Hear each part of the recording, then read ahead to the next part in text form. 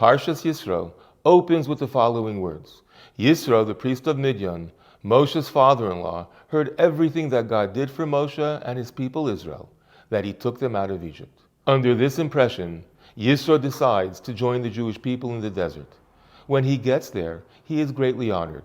Moshe takes him into his tent, and there, the Torah says, he tells his father-in-law everything that God did to Pharaoh and Egypt because of the Jews. He tells him all the troubles that befell them on the way, and how Hashem ultimately saved them. Yisro rejoices over all the good that God has done, and he blesses God and acknowledges his truth.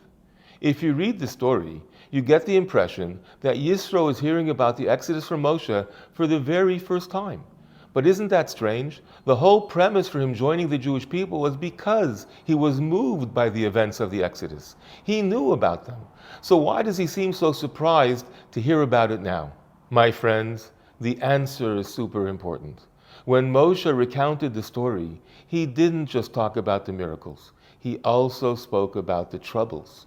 It's very easy to be attracted to a people that experiences supernatural protection. But Moshe wanted to see whether Yisro was truly all in. Are you here just for the fun? Or are you ready to be with us even in those dark times? And to this, Yisro answers, yes, Moshe, I'm here 100%. In fact, all the more so now. Now that I hear that not everything is always rosy, now I know that God is truth. He's with us in the highs, but he also lifts us up from the lows. This is a people that I want to be part of. We too, we must learn from Yisro.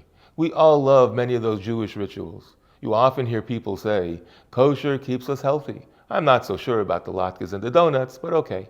Shabbat, it keeps the family together. But what happens when we're vacationing on the beach and there's a great non-kosher snack at the bar? Somehow it becomes harder to say no. And what about when the big game is on Friday night? Somehow we put that before family.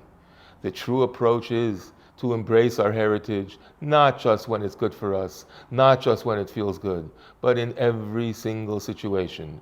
You know why? Because truth never changes. Wishing you and yours a Shabbat Shalom u'Mevarach.